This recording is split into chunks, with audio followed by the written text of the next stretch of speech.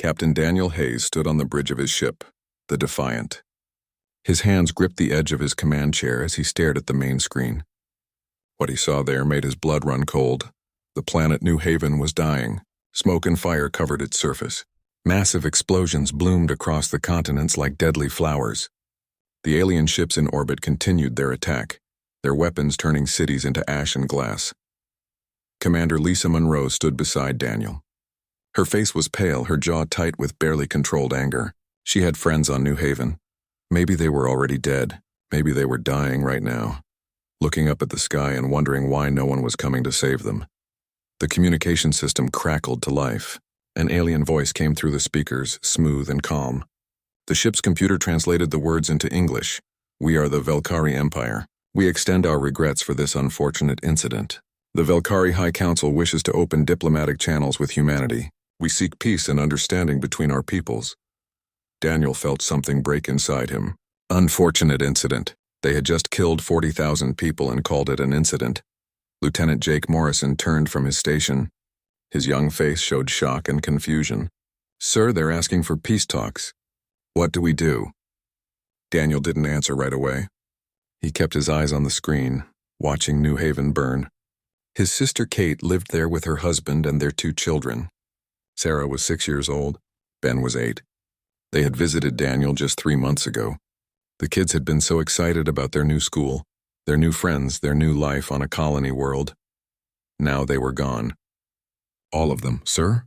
Jake asked again. Daniel finally turned away from the screen. His voice was quiet but hard as steel. "Open a channel to Earth Command. Tell them Captain Hayes of the Defiant respectfully declines the Velkari peace offer." Lisa looked at him with understanding in her eyes. She knew what he was about to say next. "Tell them we're going hunting," Daniel finished. The same scene played out on hundreds of human ships across space. The Velkari had sent their peace message to everyone, confident that humanity would see reason. They expected the humans to be afraid. They expected surrender or at least negotiation. They got neither. Admiral Patricia Cole sat in the command center on Luna Base, deep under the surface of Earth's moon. Around her, dozens of officers worked at their stations coordinating the response to the attack. Holographic displays showed ship positions, fleet movements, and casualty reports from New Haven. The numbers were still coming in, but the estimates were clear. 40,000 dead, an entire colony wiped out in less than an hour. And the Velkari called it an unfortunate incident. Commander Greg Phillips approached the Admiral's station. He was a veteran of Earth's last major war, and he understood what was about to happen. "All carrier groups are responding, Admiral. The 3rd Fleet is already moving toward Velkari space. The 5th Fleet is 2 days behind them." Patricia nodded slowly. She pulled up the Velkari peace message on her personal screen and read it again. Empty words. Meaningless apologies. They thought humans were weak. They thought one attack would be enough to break humanity's spirit. They were about to learn how wrong they were. "Status of our total forces?" Patricia asked. Greg checked his datapad. "We have about 200 capital ships combat ready. Another 100 in various stages of construction or refit. It's not much compared to Velkari numbers." "Then we make up for it in other ways," Patricia said. "Send orders to every shipyard in human space. I want every vessel that can mount a weapon converted for combat. Cargo haulers, mining ships, even the old colony transports. If it has engines and can carry guns, I want it ready to fight." Greg hesitated. "Admiral, that's basically our entire civilian fleet. If we do this, we're committing everything to war. There's no going back." Patricia looked at the image of New Haven on the main display. The planet's surface was still glowing with heat from the bombardment. "The Velkari made that decision for us when they opened fire on civilians. Now we show them what happens when you start a war with Earth." She stood and faced the command center. Every officer turned to look at her. "Send the order. Operation Retribution is now active. Every human ship capable of mounting weapons is to join the fleet. We're not negotiating with the Velkari. We're not accepting their peace offer. We're ending this war on our terms." The officers went back to their work with renewed energy. They had families too. They had friends on New Haven, and now they had a mission. On Earth, the news of New Haven spread like wildfire. People gathered in the streets, in their homes, anywhere they could find a screen to watch the reports. The images from the colony were horrific. entire cities reduced to rubble. The few orbital cameras that survived showed a world transformed into a graveyard. The Velkari peace offer played on every news channel. Politicians and commentators debated what humanity's response should be. Some called for caution, for diplomatic solutions, for giving peace a chance. But most people remembered what they had just seen. They remembered the burning cities and the dead children, and they wanted justice. The military recruitment centers were overwhelmed within hours. People lined up by the thousands wanting to join the fight. Veterans who had retired years ago came back, ready to serve again. Factory workers volunteered to work double shifts building weapons and ships. Scientists offered to develop new technology for the war effort. Humanity was mobilizing for total war.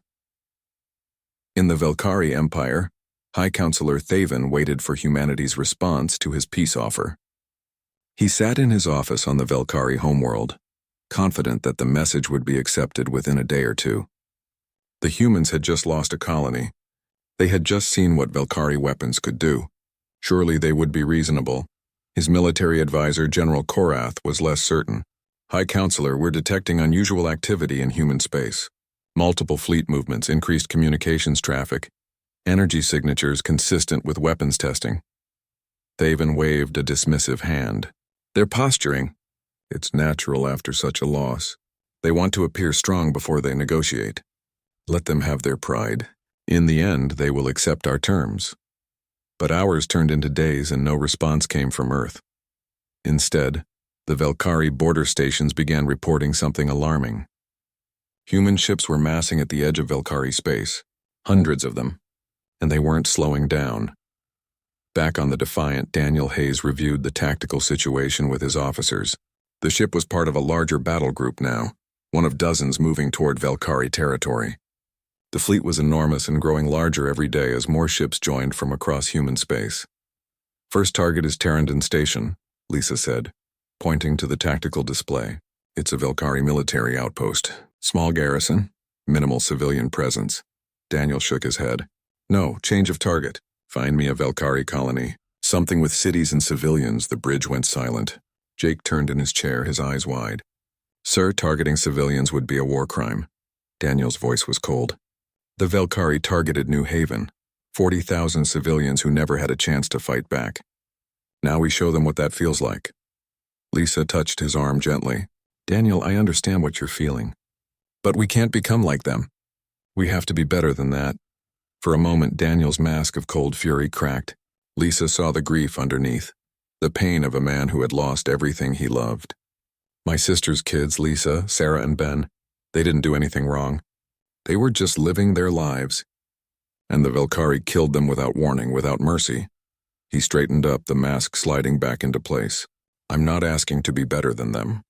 I'm asking to show them exactly what they did to us. Maybe then they'll understand why their peace offer means nothing.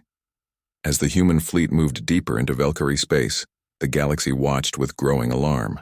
Other alien species monitored the situation, trying to understand what was happening. The Velkari had committed an atrocity, yes. But surely humanity would respond with measured force. Surely they would follow the established rules of war. But humanity had never been good at following rules, especially not when their children were being murdered. The first battle was about to begin, and the galaxy was about to learn what the word Deathworlder really meant. The Velkari outpost of Tarandon Station hung in space like a silver jewel. It had been built 50 years ago as a trading post and military way station. Now it stood directly in the path of the advancing human fleet. Commander Lisa Monroe watched the tactical display as the human ships approached. There were dozens of vessels in their battle group alone, and she could see hundreds more on the long-range sensors. The sheer size of the fleet was staggering. They're hailing us, Jake Morrison reported from communications. The station commander wants to discuss terms of surrender. Captain Daniel Hayes didn't even look up from his command chair. Ignore them. All ships open fire when in range.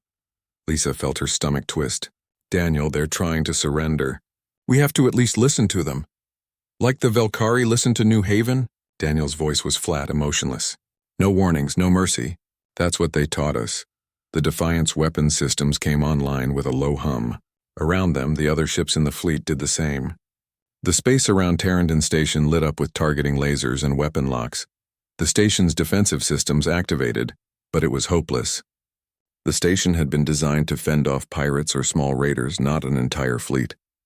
The first salvo of missiles and energy beams tore through the shields like paper. Lisa watched as the station came apart. Explosions bloomed across its surface. Atmosphere vented into space in great frozen clouds. Escape pods launched desperately, tiny specks fleeing the destruction. "Sir, detecting 17 escape pods," Jake reported. His voice was tight, controlled. "They're broadcasting surrender signals on all frequencies." Daniel's response was immediate. "Target them!" The bridge crew froze. Lisa stepped closer to the command chair. "Daniel, no. Those are survivors. They're helpless." "They're Valkyrie," Daniel said coldly. "Target the escape pods, Lieutenant Morrison." "That's an order." Jake's hands trembled as he entered the targeting commands. The Defiant's point defense systems, designed to shoot down incoming missiles, locked onto the small escape craft. One by one, they were destroyed. 17 flashes of light and then nothing. Lisa turned away from the main screen, unable to watch. Around her, the bridge crew worked in silence. Some of them looked sick. Others looked satisfied, even pleased. The attack on New Haven had affected everyone differently. "All ships report Tarrandon Station destroyed," Jake said quietly. "No survivors detected." "Good," Daniel replied. "Transmit our battle footage to the rest of the fleet, and send a message to Admiral Cole. Tell her we're following Protocol Zero, no prisoners, no mercy, no survivors."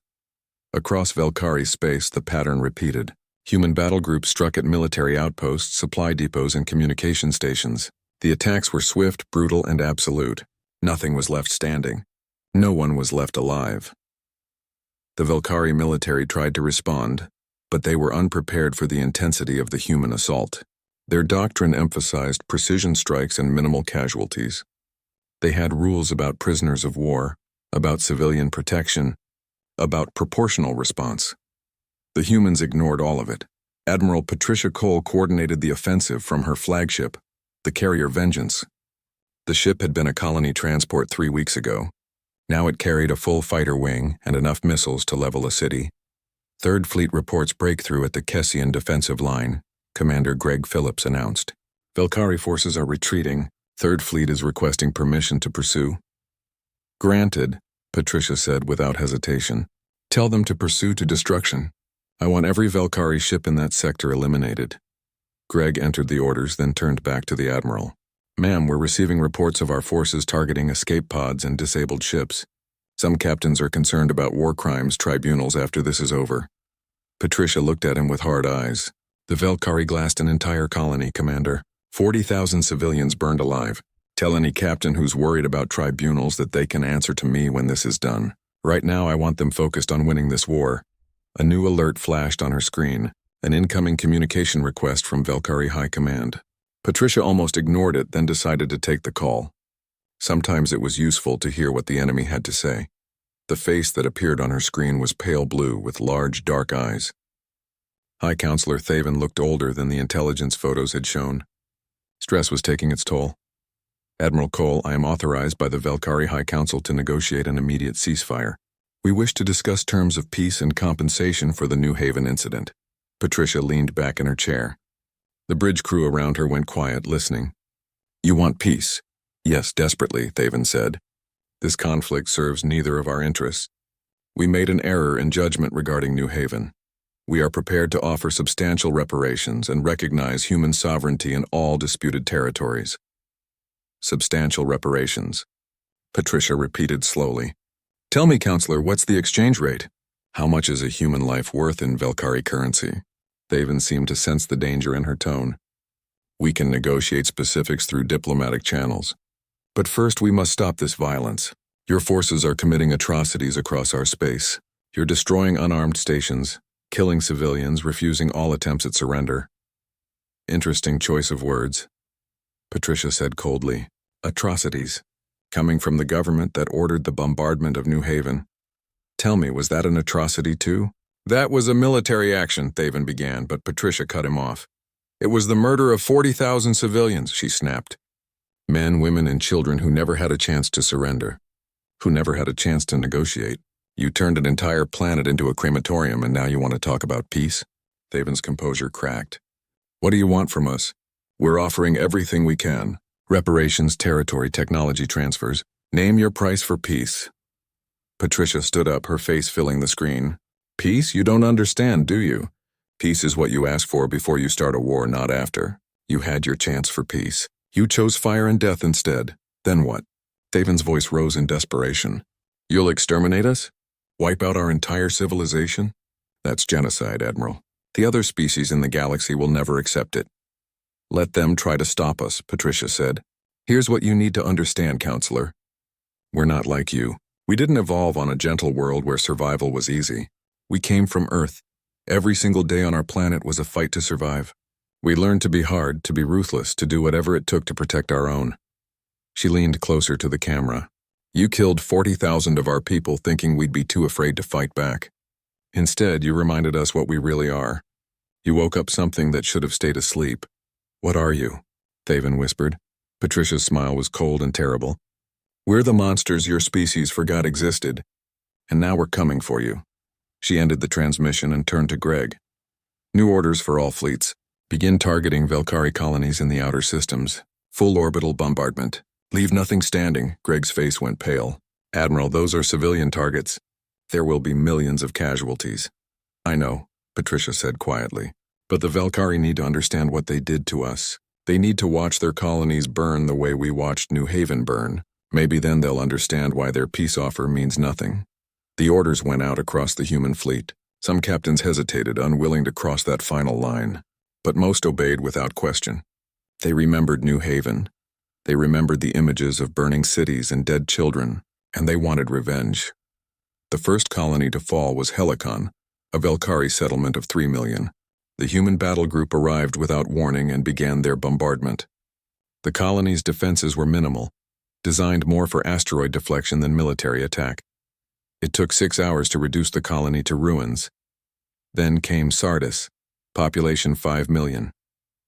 New Velkar, population 2 million, the 3 moons of Tesseron, home to 8 million Velkari civilians.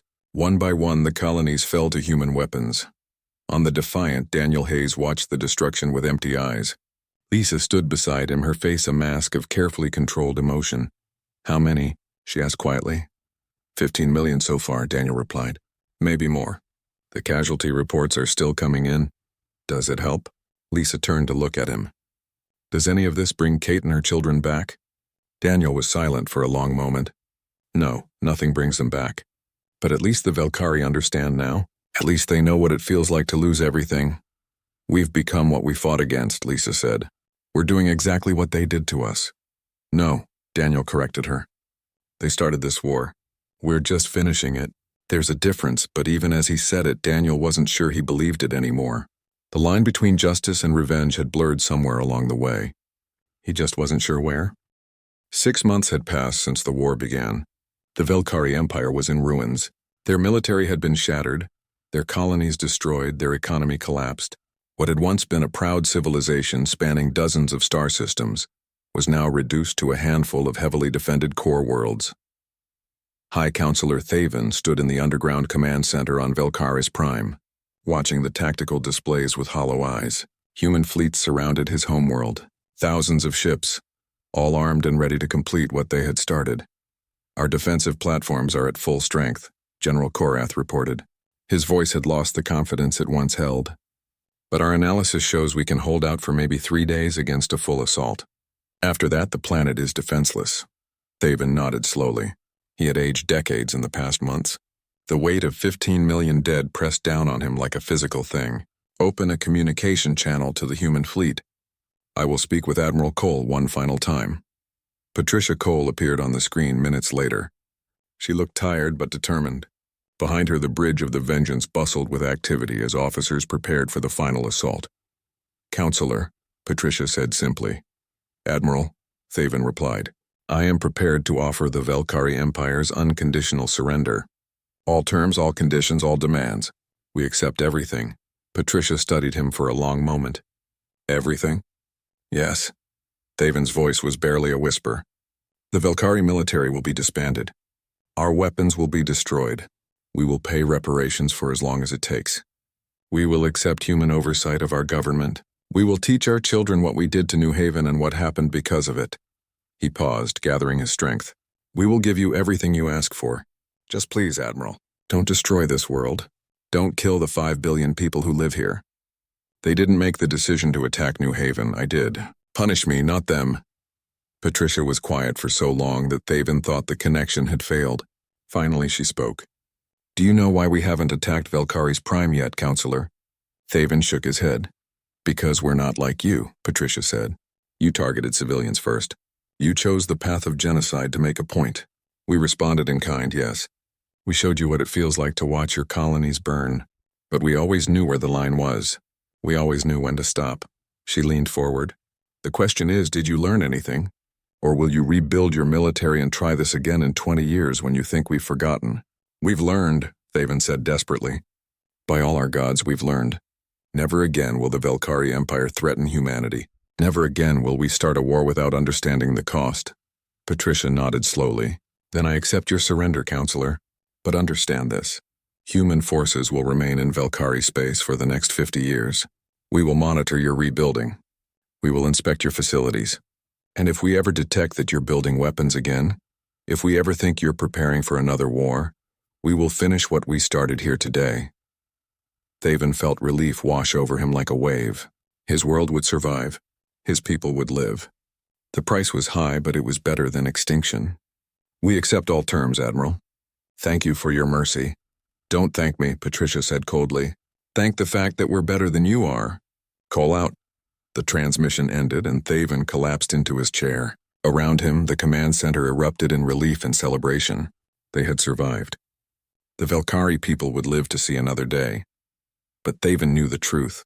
The Valkyrie Empire was dead. What came next would be something new, something built in the shadow of humanity's power, and that shadow would stretch across the galaxy for generations to come.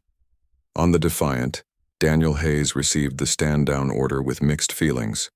Part of him was relieved that the killing was finally over. Another part, the part that had been born when New Haven burned, wanted to finish what they had started. "Fleet-wide stand-down confirmed," Jake Morrison reported. He looked older now, harder.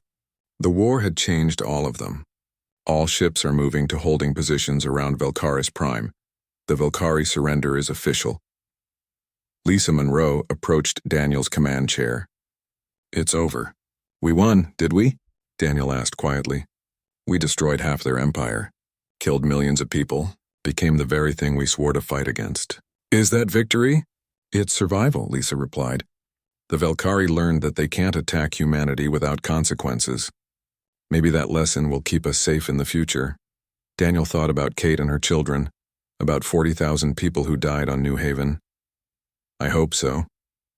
Because if this war taught me anything, it's that we're capable of terrible things when we're pushed. I just hope we never have to prove that again." 3 months later, representatives from 17 different alien species gathered at Concordia Station for an emergency conference.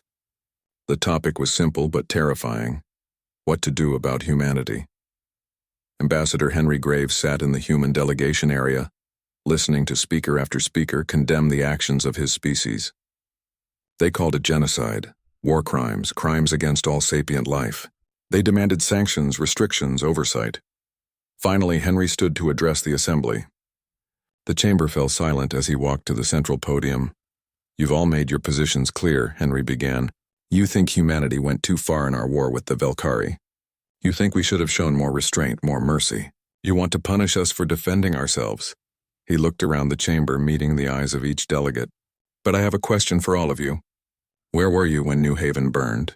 Where were your fleets, your peacekeepers, your calls for restraint? The Valkyrie committed genocide against human civilians, and not one of you did anything. Not one of you offered help. Not one of you condemned the Valkyrie until after we had already responded." The chamber erupted in protests, but Henry raised his voice. "You stayed silent because you didn't think it mattered. One human colony, 40,000 dead. What did it matter to the rest of the galaxy? But now that we've shown what happens when you attack us, now you want to talk about rules and restraint." He slammed his hand on the podium. "Here's the truth. Humanity will never again trust the galaxy to protect us. We will never again believe that following your rules will keep us safe. The Valkyrie taught us that lesson in blood, and if you try to restrict us now, If you try to make us weak again, you'll learn the same lesson they did. The Sarthian ambassador rose to speak. Are you threatening this council, Ambassador Graves? Henry smiled coldly. No, I'm reminding you of reality. 6 months ago, the Velkari had superior technology and numerical advantage. They lost because we refused to stop fighting. Now you want to make us vulnerable again. Ask yourself if that's really a wise decision. The vote on sanctions against humanity failed 13-4. The galaxy had learned that Deathworlders played by different rules, and no one wanted to face what the Velkari had faced. 1 year after the war ended, Captain Daniel Hayes stood at the New Haven Memorial on Earth. The wall of names stretched for hundreds of meters, each one representing a life lost in the attack. He found his sister's name and traced it with his fingers. I hope it was worth it, Kate, he whispered. I hope what we did means something. A voice spoke behind him. It does mean something. Daniel turned to see a young woman, maybe 20 years old. She looked familiar somehow. My name is Beth Crawford, she said. My parents died on New Haven. I was away at college when it happened. I wanted to thank you, Daniel frowned. Thank me for what? For making sure it never happens again, Beth replied. Because of what you and the fleet did, no one will ever attack a human colony again. They're too afraid. My parents are dead, but their deaths meant something. They bought safety for every other human in the galaxy. She stepped forward and hugged Daniel briefly, then walked away toward another section of the memorial. Daniel watched her go, tears streaming down his face for the first time since the war began. Maybe she was right. Maybe 15 million Velkari dead was the price of safety for humanity. Maybe becoming monsters was necessary to survive in a hostile galaxy. Or maybe they had just proven that humans were the real monsters all along. Daniel didn't know which answer he believed anymore. But as he stood before the wall of names, he made a silent promise. Whatever humanity had become, whatever they had done, it would not be forgotten. The dead of New Haven and the dead of the Velkari colonies would be remembered. And maybe, somehow, that remembering would keep humanity from losing itself completely in the darkness they had discovered within. 3 years after the war ended, the galaxy looked very different. The Velkari Empire was a shadow of its former self, reduced to a handful of systems under strict human oversight. But something else had changed too. Humanity had gone from being the new species in the galaxy to being its most feared power.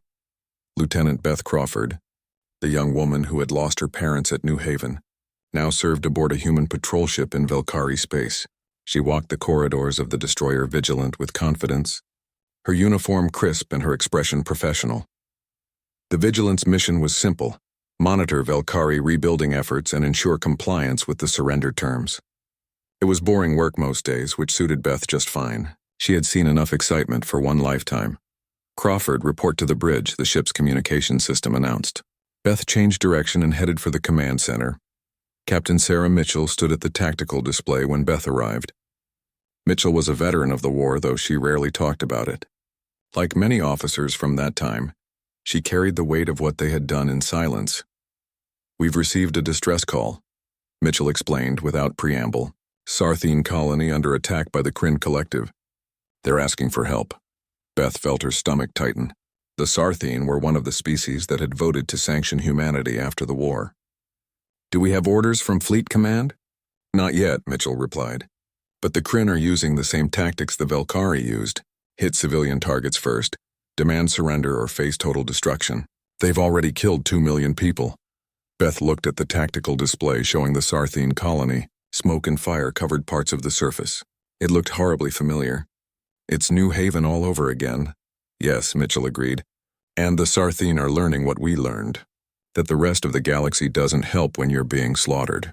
They're on their own unless we decide to intervene. But they called us war criminals, Beth said. They voted to restrict our military. Why should we help them? Mitchell turned to look at her. Because that's what humans do. We don't let genocide stand, even when it's happening to people who hate us. That's what makes us different from the Velkari. We chose when to stop. Orders came through from Earth Command an hour later. Admiral Patricia Cole herself had authorized intervention. Every available human ship was to move toward Sarthian space and prepare for combat operations. The message to the Kryn Collective was simple and direct. Withdraw immediately or face the same fate as the Velkari Empire. The Kryn chose to fight. The battle for Sarthian space was brutal, but short. The Kryn had studied the HFY War and thought they understood how humans fought. They prepared for overwhelming numbers, for ruthless tactics, for an enemy that refused to accept surrender. What they didn't understand was that humans had learned from their mistakes too. The fleet that arrived in Sarthene space was larger, better equipped and more disciplined than the one that had fought the Velkari. They still hit hard and fast, but now they discriminated between military and civilian targets. They still pursued retreating enemies, but now they accepted surrenders when offered. The Kryn fleet was destroyed in less than a week. The invasion force was eliminated to the last ship, and then the human fleet did something that surprised the galaxy. They stopped. No pursuit to the Kryn homeworld. No bombardment of civilian colonies. No revenge killings. The human fleet secured Sarthene space, ensured the civilian population was safe, and waited for the Kryn government to make contact. When the Kryn offered surrender, the humans accepted immediately. The terms were harsh but not genocidal. The Kryn military would be reduced. Reparations would be paid. War crimes tribunals would be held for those who ordered the attack, but the Kryn people would survive. Their civilization would continue. They would have a chance to rebuild and learn from their mistakes. The galaxy watched all of this with a mixture of relief and confusion. Was this still the same humanity that had devastated the Velkari Empire? Or had something changed? Beth Crawford stood on the bridge of the Vigilant as they patrolled the border of the now secure Sarthene territory. Captain Mitchell received a communication from the Sarthene government, broadcast on all frequencies. The Sarthene ambassador appeared on the screen. His crystalline form flickered with light. On behalf of the Sarthene people, I wish to thank humanity for their intervention. You saved millions of lives. We are forever in your debt. Mitchell nodded. No debt necessary, Ambassador. We did what needed to be done. Still, the ambassador continued, we must acknowledge that we were wrong about your species. 3 years ago, we called you war criminals. We voted to restrict your power. We thought you were monsters. We were monsters, Mitchell said quietly. What we did to the Velkari was monstrous. We don't deny that. But you also chose to stop, the ambassador replied. You chose to show mercy when you could have continued the killing. And now you've saved our people when you could have let us die. That is not the action of monsters. That is the action of people who learned from their mistakes. After the transmission ended, Beth approached the command chair. Captain, can I ask you something? Go ahead, Crawford. Did we do the right thing? Back in the war, I mean. All those Velkari who died. Was it necessary? Mitchell was quiet for a long time. I don't know if it was right, but I know it was necessary. The Velkari had to learn that attacking humanity came with consequences. The whole galaxy had to learn that. And they did learn. The Kryn backed down when we showed up because they remembered what happened to the Velkari. She turned to look at Beth. Your parents died at New Haven. 15 million Velkari died in the war that followed. Both of those things are true. Both of those things are terrible. But because of what happened, because of what we became for a few months, no one will ever attack a human colony again. And maybe, just maybe, they won't attack other species either, because they know we'll intervene. Beth thought about her parents, about the last message they had sent her before New Haven burned. They had been happy, excited about their new life on the colony. And then they were gone. I think they would have wanted their deaths to mean something, Beth said finally. I think they would want us to protect others from going through what they went through.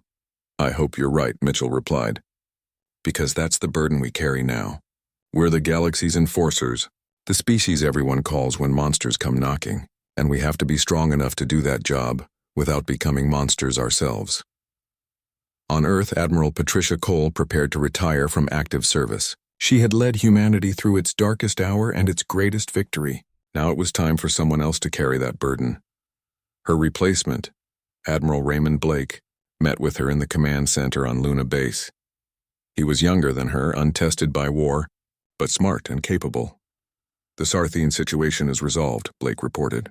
The Kryn have surrendered and accepted all terms. Sarthene space is secure, Patricia nodded. Good. Make sure we station a permanent fleet presence there. I want the Kryn to remember what happens if they try this again. Already done, Blake confirmed. He hesitated. Admiral, the other species are asking to meet with us. They want to discuss forming a mutual defense pact with humanity at the center. They're calling it the Galactic Defense Initiative. Patricia raised an eyebrow. 3 years ago they wanted to sanction us. Now they want us to defend them? Fear and respect, Blake said with a slight smile. We showed them we could destroy the Velkari. Then we showed them we chose not to destroy the Kryn. Now they think we can be trusted with power. Most of them, anyway. What's your opinion? Patricia asked. Blake considered carefully before answering. I think we should accept. Not because we want to rule the galaxy, but because someone needs to stop species like the Velkari and Kryn from committing genocide. If we don't do it, who will? Patricia smiled. You'll make a good fleet admiral, Blake. Just remember one thing. The power we have now came from the darkest moment in human history. Never forget what we're capable of when we lose control, and never let us go that far again. I won't, Blake promised. The Velkari War was necessary, but it was also a warning to the galaxy and to ourselves. We know what we can become, and we have to make sure we never become that again. Patricia stood and gathered her things. Her time in uniform was ending, but the legacy of what happened would continue forever. Humanity had become the galaxy's protector and its greatest threat, and maintaining that balance would be the challenge for every generation that followed. As she left the command center for the last time, Patricia thought about the 40,000 people who died at New Haven. Their deaths had changed the course of galactic history. They had taught humanity what it was capable of and forced the galaxy to acknowledge a new power. She just hoped that power would be used wisely, because the alternative was too terrible to imagine. 5 years after the New Haven War ended, Daniel Hayes retired from active military service. He had served humanity well, rising to the rank of admiral before deciding he had seen enough combat for one lifetime. Now he lived in a small house near the New Haven Memorial, spending his days tending a garden and trying to forget the things he had done. But the past had a way of refusing to stay buried. Beth Crawford came to visit him on a warm spring afternoon. She was a commander now, serving on the diplomatic escort vessel Harmony. She brought news from the wider galaxy. The Galactic Defense Initiative is working, she told Daniel as they sat on his porch. We've stopped 3 potential wars in the last 2 years. Species think twice before attacking each other now because they know humanity will respond. Daniel nodded slowly. He looked older than his years, his face lined with the weight of memory. And how do you feel about that? About being the galaxy's police force? Better than being its victims, Beth replied. I lost my parents because no one helped when the Velkari attacked. Now we make sure that doesn't happen to anyone else. Isn't that worth something? It is, Daniel agreed. But it comes with a cost. Every time we threaten force, every time we deploy the fleet, we're trading on what we did to the Velkari. We're using the memory of 15 million dead to intimidate others into peace. Is that justice or just a different kind of tyranny? Beth was quiet for a moment.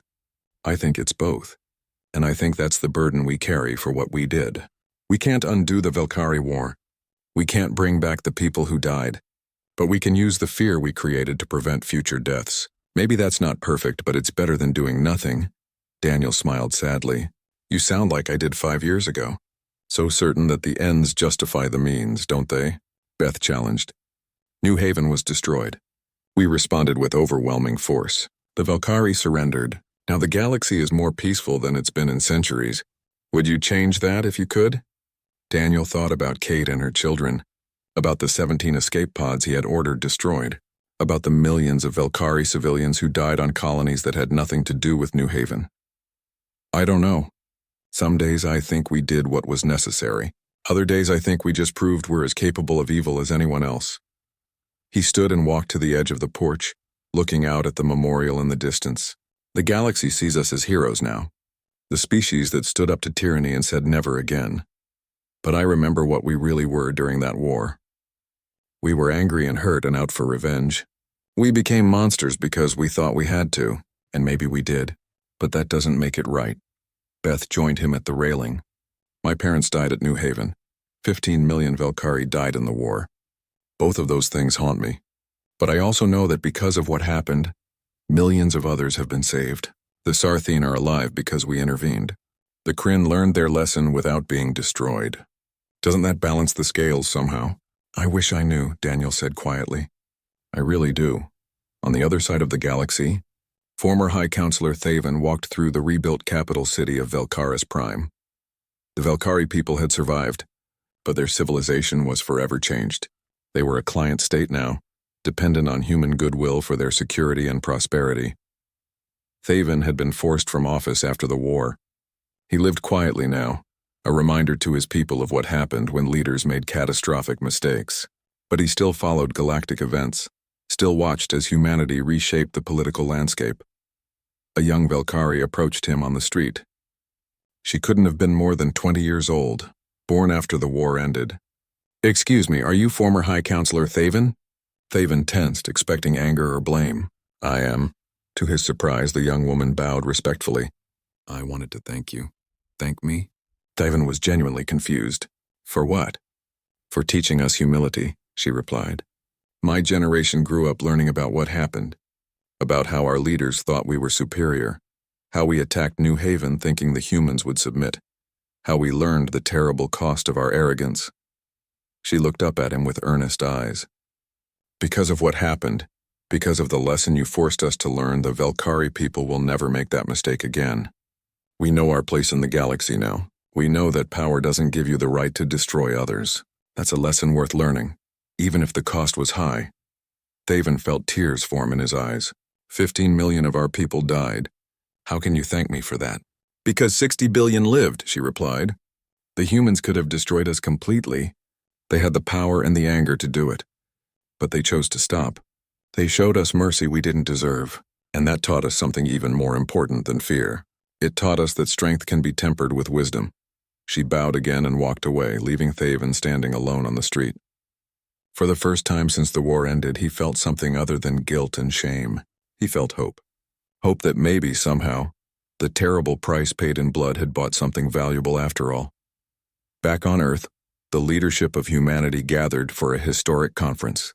Representatives from every major colony, every fleet command, every government body came together to discuss one question. What kind of species did humanity want to be? The debate lasted for 3 days. Some argued for continued military expansion, for cementing humanity's position as the dominant power in the galaxy. Others called for demilitarization, for turning away from the path of violence that had defined the past 5 years. In the end, they reached a compromise. Humanity would maintain its military strength but use it primarily for defense and peacekeeping. They would continue to lead the Galactic Defense Initiative, but work to include other species in decision-making. They would remember what they had done to the Velkari, but strive to be better than their worst moments. Admiral Raymond Blake addressed the conference in its final session. "We can't change what happened 5 years ago. We can't bring back the dead or undo the destruction, but we can choose what we do with the power and position we gained from that tragedy." He looked out at the assembled representatives. "The galaxy fears us, and maybe that's necessary. Fear prevents wars before they start, but fear alone isn't enough. We also need to give the galaxy something to hope for. We need to show them that Deathworlders can be more than just survivors and warriors. We can be builders and protectors too." The final resolution passed with overwhelming support. Humanity would embrace its role as the galaxy's defender, but would work to earn respect through actions rather than threats. The military would remain strong, but it would be balanced with diplomatic and humanitarian efforts. It wasn't a perfect solution, but it was a start. 10 years after New Haven burned, a new memorial was dedicated. This one honored not just the human victims of the attack, but all those who died in the war that followed. Human and Velkari names were carved side by side in stone, a reminder that war creates victims on both sides. Daniel Hayes attended the dedication ceremony. He was an old man now, his hair white and his movements slow. Beth Crawford stood beside him, now an admiral herself. And to everyone's surprise, a small delegation of Velkari attended as well, led by a woman named Alara, who served as the new Velkari ambassador to Earth. Alara approached Daniel after the ceremony. "Admiral Hayes, I wanted to meet you. My mother died in the bombardment of New Velkar colony. I was told you commanded the fleet that day." Daniel felt his heart sink. "I did. I'm sorry for your loss." "Don't be," Alara said, surprising him. "My mother made a choice to stay on New Velkar even after the warnings came. She believed in the old empire, in Velkari superiority. She paid the price for that belief.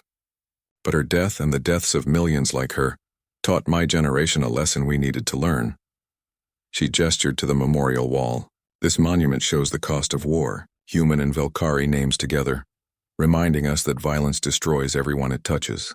Children will come here to learn about what happened. They'll see their grandmother's name on that wall, and they'll understand why we must never let it happen again. Daniel looked at the wall of names, thousands upon thousands of lives lost. I hope you're right. I hope all this death bought something valuable, because some days I'm not sure it did. It bought peace, Alara said simply. Imperfect, fragile, built on fear and respect in equal measure. But peace nonetheless, and that's worth honoring, even as we remember the cost. As the sun set over the memorial, Daniel thought about Kate and her children, about the Velkari escape pods, about 15 million dead civilians. He thought about the galaxy that existed now, more peaceful than before, but forever changed by what humanity had done. He still wasn't sure if they had done the right thing. Maybe no one could ever be sure. But looking at the memorial, at the human and Velkari names side by side, he felt something he hadn't felt in years. Hope. Hope that future generations would learn from their mistakes. Hope that the cycle of violence could be broken. Hope that humanity could be more than just the monsters who emerge from the ashes of New Haven. The Velkari had asked for peace after starting a war. Humanity had brought retribution instead, but maybe, just maybe, that retribution had led to something better. A galaxy where species thought twice before attacking each other, where power was balanced by restraint. 20 years had passed since New Haven burned, and the galaxy had settled into an uneasy peace. The generation that had fought the Velkari War was aging now, their memories becoming history lessons for young people who had never known that desperate, violent time. Commander Sarah Kim stood on the bridge of the patrol ship Guardian, watching a routine inspection of a Velkari cargo vessel. She was 28 years old, born 3 years before the war. She had no personal memory of New Haven or the fighting that followed, but she had grown up in the shadow of those events. Cargo manifest checks out, her scanning officer reported. Standard commercial goods, no prohibited items. The Velkari are complying with all regulations. Sarah nodded. These inspections were routine now, part of the treaty that had ended the war. Most days they found nothing unusual. The Velkari had learned their lesson and followed the rules carefully. But Sarah wondered sometimes if this peace was real, or just a temporary pause. The Velkari rebuilt their civilization under human supervision. They taught their children about the war, about the cost of arrogance and aggression. But did they truly accept their position, or did they just hide resentment behind polite cooperation? A priority message flashed on her communication panel. Sarah frowned as she read it. New orders from Fleet Command. We're to proceed to the Talvin system immediately. All available ships are being recalled to Earth space. Her first officer, Lieutenant Chen, looked up in surprise. What's happening? I don't know, Sarah admitted, but it must be serious if they're pulling in patrol ships from the border regions. The journey to Earth took 3 days. During that time, rumors spread through the ship. Some said it was a military exercise. Others whispered about a new threat, a species even more dangerous than the Velkari. A few suggested that humanity was finally ready to expand its territory again, to move beyond the defensive posture it had maintained for 2 decades. When the Guardian arrived at Earth, Sarah was shocked by what she saw. Thousands of ships filled orbital space, the largest gathering of the human fleet since the Velkari War. Carriers, battleships, destroyers, support vessels, all arranged in defensive formations around humanity's homeworld. Sarah reported to fleet headquarters on Luna Base, where she received her briefing along with hundreds of other junior officers. The room fell silent as Admiral Raymond Blake, now a white-haired veteran nearing retirement, took the podium. 3 days ago, Blake began without preamble, we received a message from beyond the edge of known space. A species calling themselves the Hegemony. They claim dominion over this entire region of the galaxy. They have given all spacefaring species 30 days to submit to their authority or face extermination. Shocked murmurs filled the room. Blake raised his hand for silence. The Hegemony is not like the Velkari or the Kryn. They're not a single species, but a coalition of hundreds of civilizations that have been conquering their way across the galaxy for thousands of years. They have technology that makes ours look primitive. They have fleets that dwarf anything we've ever assembled, and they've never lost a war." He paused, letting that sink in. Every species that's encountered the hegemony has either submitted or been destroyed. There are no exceptions. They don't negotiate, they don't compromise, and they don't show mercy. Sarah felt ice form in her stomach. This was different from the Velkari situation. The Velkari had attacked one colony thinking humans were weak. The hegemony was issuing an ultimatum to the entire galaxy. "What are we going to do?" someone asked from the crowd. Blake smiled grimly. "What humanity always does when faced with extinction. We're going to fight, but we're not going to fight alone. Every species in this sector, including the Velkari, has agreed to join a united defense force. We're calling it the Alliance of Free Worlds." He brought up a tactical display showing fleet positions. "The Velkari are contributing what's left of their military. The Sarthene are providing advanced sensor technology. The Kryn are offering their knowledge of hegemony tactics from ancient records. Even species that have never built warships are helping with logistics and supplies." Blake's expression grew serious.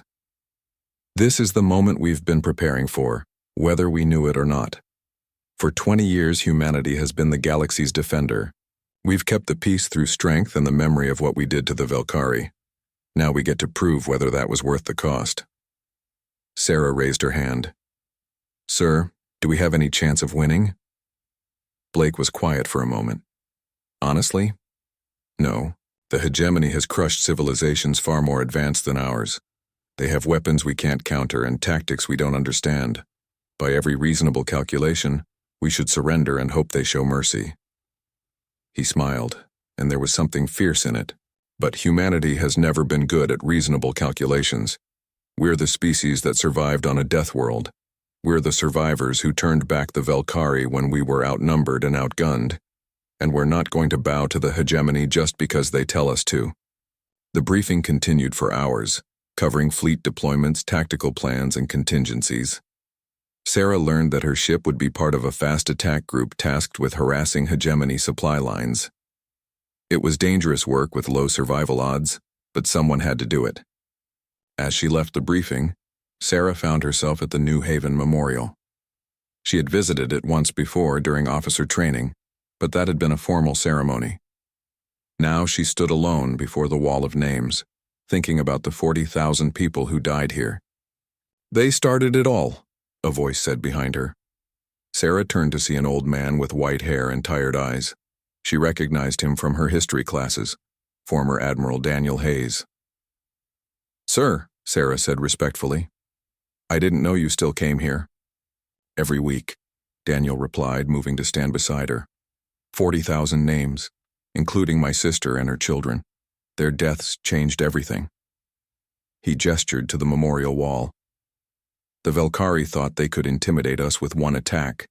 Instead, they taught us what we were capable of. We became something terrible for a while, but we also became strong enough to protect others." "Do you regret it?" Sarah asked. "What you did during the war?" Daniel considered carefully. "Yes and no. I regret the people who died. I regret becoming the kind of person who could order escape pods destroyed. But I don't regret that the Velkari learned their lesson. And I don't regret that the galaxy became more peaceful because of what we did." He turned to look at her. "You're part of the new generation. You didn't live through New Haven or the war, but you're going to face something worse now. The hegemony doesn't care about peace treaties or surrender terms. They only understand power." "What should I do?" Sarah asked. "Remember what humanity is," Daniel said simply. "We're survivors. We're the species that refuse to die no matter how bad things got. The hegemony thinks they can conquer us because they've conquered everyone else. Show them they're wrong." He smiled sadly. "And if you survive this, try to be better than we were. We won the Velkari War but lost something of ourselves in the process. Maybe your generation can win without paying that price." The hegemony fleet arrived exactly 30 days after their initial message. Thousands of ships, each one larger and more powerful than anything humanity had ever built. They moved through space with perfect coordination, a force that had conquered hundreds of civilizations over millennia. The Alliance of Free Worlds met them at the border of human space. Every available ship from every member species, united under a single command structure. It was the largest gathering of military force in galactic history. It wasn't nearly enough. The battle lasted 3 days and ended in catastrophic defeat. The hegemony weapons tore through Alliance shields like they weren't there. Their tactics exploited every weakness in the defensive formation. Within hours, half the Alliance fleet was destroyed or disabled. Sarah's ship survived the initial assault through luck more than skill. The Guardian was too small and fast for the hegemony capital ships to target effectively. She watched in horror as larger vessels were systematically destroyed around her. All ships retreat to the secondary defensive line. Admiral Blake's voice came through on the emergency channel. His flagship was burning, atmosphere venting from a dozen hull breaches. Fall back to Earth, we regroup there. The surviving ships fled toward humanity's homeworld, the hegemony fleet following like a tidal wave. Sarah felt despair settle over her. They had lost. Humanity had finally met an enemy they couldn't beat. But as the Guardian approached Earth, Sarah saw something that made her heart lift. More ships were arriving from every corner of human space. Not military vessels, but civilian ships hastily converted for combat. Cargo haulers mounted with missile pods. Colony transports carrying fighters. Mining vessels with improvised weapons. It was the HFY War all over again. Humanity was converting its entire civilization into a war machine. All ships. A new voice came through the communications channel. Sarah recognized it as belonging to Admiral Elizabeth Torres, who had taken command after Blake's flagship was disabled. The hegemony thinks this is over. They think we'll surrender now that they've shown their power. Torres paused. They don't understand what humanity is. We're the species that turned back the Velkari. We're the survivors from a death world.